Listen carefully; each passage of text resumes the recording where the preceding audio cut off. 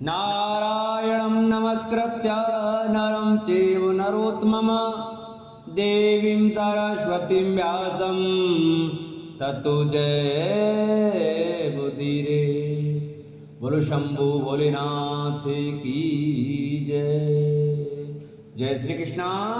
नमस्कार दोस्तों, स्वागत है आप सभी का हमारे YouTube चैनल आर के भक्ति ज्ञान में।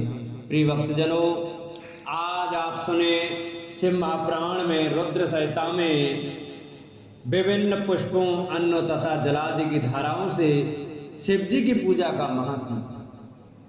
प्रिय भक्तजनों, इस कथा का वर्णन सुने।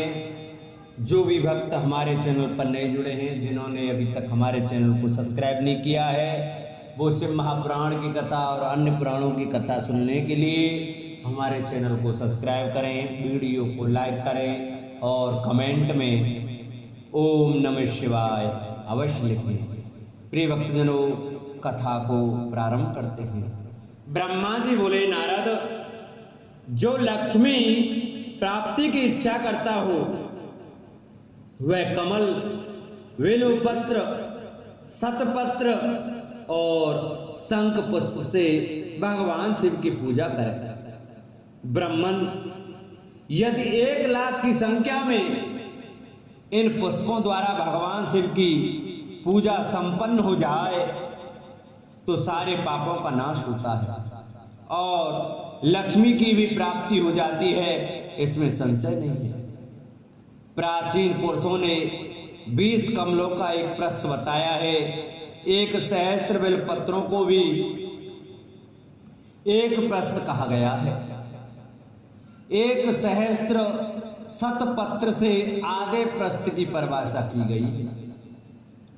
16 पलों का एक प्रस्थ होता है और 10 टकों का एक पल। इस मान से पत्र, पुष्प आदि को तोलना चाहिए। जब पूर्वोक्त संख्या वाले पुष्पों से शिव की पूजा हो जाती है, तब सकाम पुरुष अपने संपूर्ण अभिष्ट को प्राप्त कर लेता है। यदि उपासक के मन में कोई कामना न हो तो वह पूर्वोक्त पूजन से शिव स्वरूप हो जाता है। मृत्युंजय मंत्र का जब 5 लाख जप पूरा हो जाता है, तब भगवान शिव प्रत्यक्ष दर्शन देते हैं। 1,00,000 के जप से शरीर की शुद्धि होती है। दूसरे लाख के जप से पूर्व जन्म की बातों का स्मरण होता है। तीसरे लाख पूर्ण होने पर संपूर्ण काम्य वस्तुएं प्राप्त होती हैं। चौथे लाख का जप होने पर स्वप्न में भगवान शिव का दर्शन होता है और 5वें लाख का जप जो ही पूरा होता है, भगवान शिव उपासक के सम्मुख तत्काल प्रकट हो जाते हैं। इसी मंत्र का 10 लाख जप हो जाए तो संपूर्ण फल की सिद्धि होती है। जो मोक्ष की अभिलाषा रखता है वह 1,00,000 दर्वों द्वारा शिव का पूजन करे। मुनिश्रेष्ठ, सर्वत्र लाख की ही संख्या समझनी चाहिए। आयु की इच्छा वाला पुरुष 1,00,000 दूर्वाओं द्वारा पूजन करे। जिसे पुत्र की अभिलाषा हो वह धतूरे के 1,00,000 फूलों से पूजा करे। लाल डंठल वाला धतूरा पूजन में शुभदायक माना गया है। अगस्त के 1,00,000 फूलों से पूजा करने वाले पुरुष को मान यश की प्राप्ति होती है। यदि तुलसी दल से शिव की पूजा करे तो उपासक को भोग और मोक्ष दोनों सुलभ होते हैं। लाल सफेद आंख, अपामार्ग और श्वेत कमल के 1,00,000 फूलों द्वारा पूजा करने से भी उसी फल, भोग और मोक्ष की प्राप्ति होती है। जपा अड़हुल के 1,00,000 फूलों से की हुई पूजा शत्रुओं को मृत्यु देने वाली होती है। करवीर के 1,00,000 फूल यदि शिव पूजन के उपयोग में लाए जाएं तो वे यहाँ रोगों का उच्चाटन करने वाले होते हैं। बंदूक दोपहरिया के फूलों द्वारा पूजन करने से आभूषण की प्राप्ति होती है। चमेली से शिव की पूजा करके मनुष्य वाहनों को उपलब्ध कराता है, इसमें संशय नहीं है। अलसी के फूलों से महादेव जी का पूजन करने वाला पुरुष भगवान विष्णु को प्रिय होता है। समी पत्तों से पूजा करके मनुष्य मोक्ष प्राप्त कर लेता है। बेला के फूल चढ़ाने पर भगवान शिव अत्यंत शुभ लक्षणा पत्नी प्रदान करते हैं। जूही के फूलों से पूजा की जाए तो घर में कभी अन्न की कमी नहीं होती। कन्नेर के फूलों से पूजा करने पर मनुष्य को वस्त्र की प्राप्ति होती है। सेंधुआर या शेफालिका के फूलों से शिव का पूजन किया जाए तो मन निर्मल होता है। 1 लाख बेल पत्र चढ़ाने पर मनुष्य अपनी सारी काम्य वस्तुएं प्राप्त कर लेता है।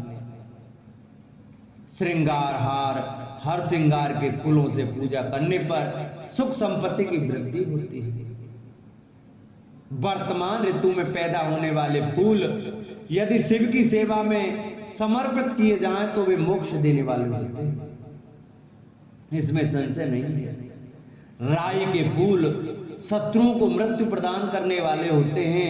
इन फूलों को 1-1 लाख की संख्या में शिव के ऊपर चढ़ाया जाए तो भगवान शिव प्रचुर फल प्रदान करते हैं। चंपा और केवड़े को छोड़कर शेष सभी फूल भगवान शिव को चढ़ाए जा सकते हैं। विप्रवर महादेव जी के ऊपर चावल चढ़ाने से मनुष्यों की लक्ष्मी बढ़ती है। ये चावल अखंडित होने चाहिए और इन्हें उत्तम भक्ति भाव से शिव के ऊपर चढ़ाना चाहिए। रुद्र प्रदान मंत्र से पूजा करके भगवान शिव के ऊपर बहुत सुंदर वस्त्र चढ़ाएं और उसी पर चावल रखकर समर्पित करें तो उत्तम है। भगवान शिव के ऊपर गंध पुष्प आदि के साथ एक श्रीफल चढ़ाकर धूप आदि निवेदित करें तो पूजा का पूरा फल प्राप्त होता है। वहां शिव के समीप 12 ब्राह्मणों को भोजन कराएं, इससे मंत्र पूर्वक सांगोपांग लक्ष्य पूजा संपन्न होती है। जहां 100 मंत्र जपने की विधि हो वहां 108 मंत्र जपने का विधान किया गया है। तिलों द्वारा शिव जी को 1 लाख आहुतियां दी जाएं अथवा 1 लाख तिलों से शिव की पूजा की जाए तो वह बड़े बड़े पातकों का नाश करने वाली होती है। जौ द्वारा हुई शिव की पूजा स्वर्गीय सुख की वृद्धि करने वाली है, ऐसा ऋषियों का कथन है। गेहूं के बने हुए पकवान से की हुई शंकर की पूजा निश्चय ही बहुत उत्तम मानी गई है। यदि उससे 1,00,000 बार पूजा हो तो उससे संतान की वृद्धि होती है। यदि मूंग से पूजा की जाए तो भगवान शिव सुख प्रदान करते हैं। प्रियंगु कंगनी द्वारा सर्वाध्यक्ष परमात्मा शिव का पूजन करने मात्र से उपासक के धर्म अर्थ और काम भोग की वृद्धि होती है तथा यह पूजा समस्त सुखों को देने वाली होती है। अरहर के पत्तों से श्रृंगार करके भगवान शिव की पूजा करें। यह पूजा नाना प्रकार के सुखों और संपूर्ण फलों को देने वाली है। मुनिश्रेष्ठ, अब फूलों की लक्ष्य संख्या का तोल बताया जा रहा है। प्रसन्नता पूर्वक सुनो। सूक्ष्म मान का प्रदर्शन करने वाले व्यास जी ने एक प्रस्त शंख पुष्प को 1 लाख बताया है। 11 प्रस्त चमेली के फूल हो तो वही 1 लाख फूलों का मान कहा गया है। जूही के 1 लाख फूलों का भी वही मान है। राई के 1 लाख फूलों का मान 5.5 प्रस्त है। उपासक को चाहिए कि वह निष्काम होकर मोक्ष के लिए भगवान शिव की पूजा करे। भक्ति भाव से विधि पूर्वक शिव की पूजा करके भक्तों को पीछे जलधारा समर्पित करनी चाहिए। ज्वर में जो मनुष्य प्रलाप करने लगता है उसकी शांति के लिए जलधारा शुभ कारक बताई गई है। शतरुद्रीय मंत्र से रुद्री के 11 पाठों से रुद्र मंत्रों के जप से पुरुष सूक्त से 6 ऋचा वाले रुद्र सूक्त से महामृत्युंजय मंत्र से गायत्री मंत्र से अथवा शिव के शास्त्रोक्त नामों के आदि में प्रणव और अंत में नमः पद जोड़कर बने हुए मंत्रों द्वारा जलधारा आदि अर्पित करनी चाहिए। सुख और संतान की वृद्धि के लिए जलधारा द्वारा पूजन उत्तम बताया गया है। उत्तम भस्म धारण करके उपासक को प्रेम पूर्वक नाना प्रकार के शुभ एवं दिव्य द्रव्यों द्वारा शिव की पूजा करनी चाहिए और शिव पर उनके सहस्त्र नाम मंत्रों से घी की धारा चढ़ानी चाहिए। ऐसा करने पर वंश का विस्तार होता है, इसमें संशय नहीं है। इसी प्रकार यदि 10,000 मंत्रों द्वारा शिव जी की पूजा की जाए तो प्रमेय रोग की शांति होती है और उपासक को मनोवांछित फल की प्राप्ति हो जाती है। यदि कोई नपुंसकता को प्राप्त हो तो वह घी से शिव जी की भली भांति पूजा करे तथा ब्राह्मणों को भोजन कराए। साथ ही उसके लिए मुनीश्वरों ने प्रजापत्य व्रत का भी विधान किया है। यदि बुद्धि जड़ हो जाए तो उस अवस्था में पूजक को केवल शर्करा मिश्रित दुग्ध की धारा चढ़ानी चाहिए। ऐसा करने पर उसे बृहस्पति के समान उत्तम बुद्धि प्राप्त हो जाती है। जब तक 10,000 मंत्रों का जप पूरा न हो जाए तब तक पूर्वोक्त दुग्ध द्वारा भगवान शिव का उत्कृष्ट पूजन चालू रखना चाहिए। जब तन मन में अकारण ही उच्चाटन होने लगे, जीव बट जाए, कहीं भी प्रेम न रहे, दुख बढ़ जाए और अपने घर में सदा कलह रहने लगे, तब पूर्वोक्त रूप से दूध की धारा चढ़ाने से सारा दुख नष्ट हो जाता है। सुवासित तेल से पूजा करने पर भोगों की वृद्धि होती है। यदि मधु से शिव की पूजा की जाए तो राज यक्ष्मा का रोग दूर हो जाता है। यदि शिव पर ईख के रस की धारा चढ़ाई जाए तो वह भी संपूर्ण आनंद की प्राप्ति कराने वाली होती है। गंगा जल की धारा तो भोग और मोक्ष दोनों फलों को देने वाली है। ये सब जो धाराएं बताई गई हैं, इन सबको मृत्युंजय मंत्र से चढ़ाना चाहिए। उसमें भी उक्त मंत्र का विधानतः 10,000 जप करना चाहिए और 11 ब्राह्मणों को भोजन कराना चाहिए। बोलो शंकर भगवान की जय। अब सुने सृष्टि का वर्णन।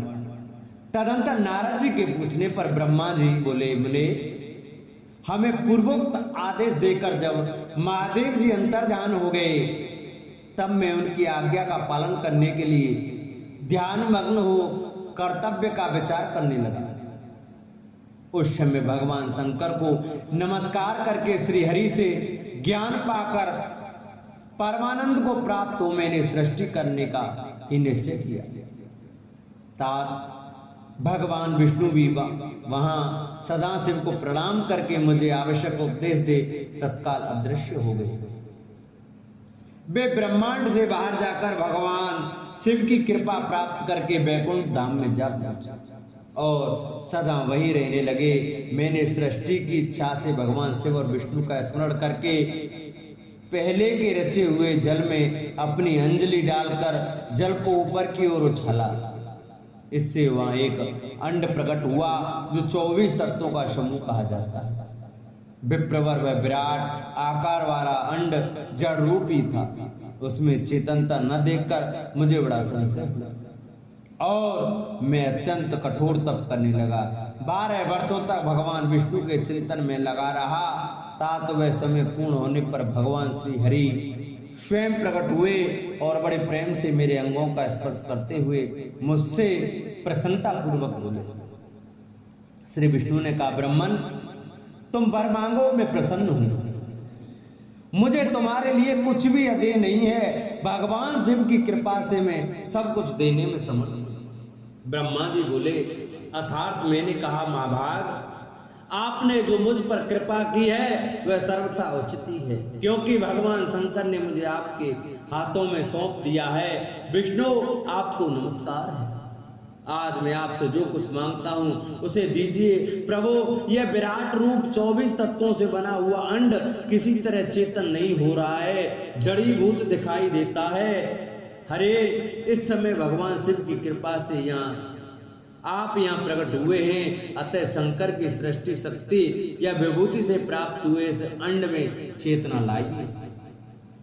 मेरे ऐसा कहने पर शिव जी की आज्ञा में तत्पर रहने वाले महाविष्णु ने अनंत रूप का आश्रय ले उस अंड में प्रवेश किया। उस समय उन परम पुरुष के सहस्त्रों मस्तक, सहस्त्रों नेत्र और सहस्त्रों पैर थे। उन्होंने भूमि को सबोर से घेरकर उस अंड को व्याप्त कर लिया। मेरे द्वारा भली भांति स्तुति की जाने पर तब श्री विष्णु ने उस अंड में प्रवेश किया। तब वह 24 तत्वों का विकार रूप अंड सचेतन हो गया। पाताल से लेकर सत्यलोक तक की अवधि वाले उस अंड के रूप में वहां साक्षात हरि ही विराजने लगी। उस विराट अंड में व्यापक होने से भी वे प्रभु बैराज पुरुष कहलाए। पंचमुख महादेव ने केवल अपने रहने के लिए श्रम्य कैलाश नगर का निर्माण किया, जो सब लोकों से ऊपर सुशोभित होता है। हे देवर्षि, संपूर्ण ब्रह्मांड का नाश हो जाने पर भी वैकुंठ और कैलाश इन दो धामों का यहाँ कभी नाश नहीं होता। मुनिश्रेष्ठ, मैं सत्यलोक का आश्रय लेकर रहता हूँ। तात महादेव जी की आज्ञा से ही मुझ में सृष्टि रचने की इच्छा उत्पन्न हुई है। बेटा, जब मैं सृष्टि की इच्छा से चिंतन करने लगा, उस समय पहले मुझ से अनजान में ही पापपूर्ण तमोगुणी सृष्टि का प्रादुर्भाव हुआ, जिसे अविद्या पंचक अथवा पंचपर्वा अविद्या कहते हैं। तदंतर प्रसन्नचित्त होकर शंभु की आज्ञा से मैं पुनः अनासक्त भाव से सृष्टि का चिंतन करने लगा। उस समय मेरे द्वारा स्थावर संज्ञक वृक्ष आदि की सृष्टि हुई, जिसे मुख्य सर्ग कहते हैं। यह पहला सर्ग है। उसे देखकर तथा वह अपने लिए पुरुषार्थ का साधक नहीं है, यह जानकर सृष्टि की इच्छा वाले मुझ ब्रह्मा से दूसरा सर्ग प्रकट हुआ, जो दुख से भरा हुआ है। उसका नाम है त्रयक स्तोत्र।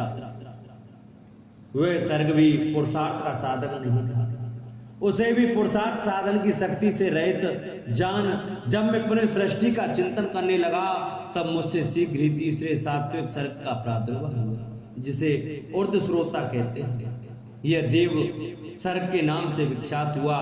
देव सर्ग सत्यवादी तथा अत्यंत सुखदायक है। उसे भी पुरुषार्थ साधन की रुचि एवं अधिकार से रहित मानकर मैंने अन्य सर्ग के लिए अपने स्वामी श्री शिव का चिंतन आरंभ किया। तब भगवान शंकर की आज्ञा से एक रजोगुणी सृष्टि का प्रादुर्भाव हुआ, जिसे अर्वाक्त श्रोता कहा गया है। इस सर्ग के प्राणी मनुष्य हैं, जो पुरुषार्थ साधन के उच्च अधिकारी हैं।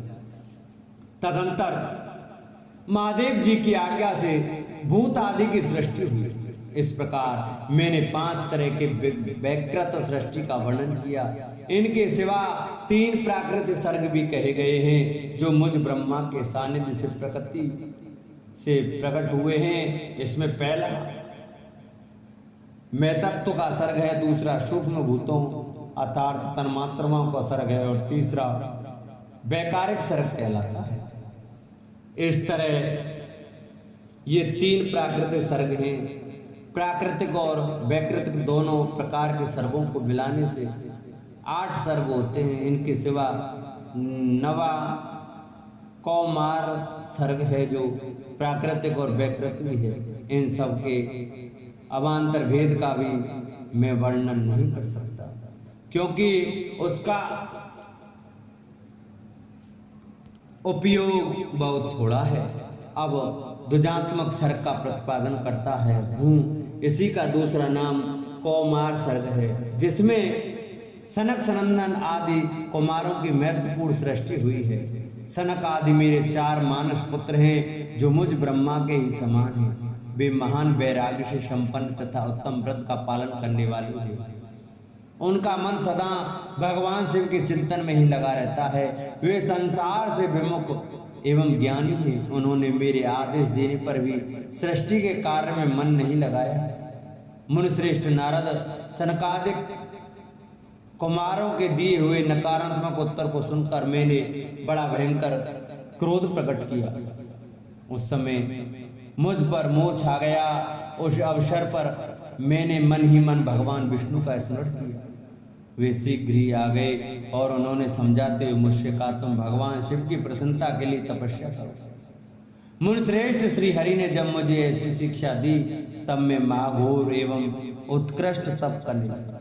सृष्टि के लिए तपस्या करते हुए मेरी दोनों भौं और नासिका के मध्य भाग से जो उनका अपना ही अभिमुक्त नामक स्थान है, महेश्वर की 3 मूर्तियों में से अत्यंत अन्यतम पूर्णांश सर्वेश्वर एवं दया सागर भगवान शिव अर्धनारीश्वर रूप में प्रकट हुए, जो जन्म से रहित तेज की राशि सर्वज्ञ तथा सर्वष्टा है। उन नील लोहित नामधारी साक्षात उमा वल्लभ शंकर को सामने देख बड़ी भक्ति से मस्तक झुका उनकी स्तुति करके मैं बड़ा प्रसन्न हुआ और उन देव देवेश्वर से बोला, प्रभु आप भांति भांति के जीवों की सृष्टि कीजिए। मेरी ये बात सुनकर उन देवादेव महेश्वर रुद्र ने अपने ही समान बहुत से रुद्रगणों की सृष्टि की। तब मैंने अपने स्वामी महेश्वर महारुद्र से फिर कहा, देव आप ऐसे जीवों की सृष्टि कीजिए जो जन्म और मृत्यु के भय से युक्त हो। मुनिश्रेष्ठ मेरी ऐसी बात सुनकर करुणा सागर महादेव जी हंस पड़े और तत्काल इस प्रकार बोले। महादेव जी ने कहा, विधातः मैं जन्म और मृत्यु के भय से युक्त अशोभन जीवों की सृष्टि नहीं करूंगा, क्योंकि वे कर्मों के अधीन हो दुख के समुद्र में डूबे रहेंगे। मैं तो दुख के सागर में डूबे हुए उन जीवों का उद्धार मात्र करूंगा। गुरु का स्वरूप धारण करके उत्तम ज्ञान प्रदान कर उन सबको संसार सागर से पार करूंगा। प्रजापति, दुख में डूबे हुए सारे जीव की सृष्टि तो तुम ही करोगे। मेरी आज्ञा से इस कार्य में प्रवृत्त होने के कारण तुम्हें माया नहीं बांध सकेगी।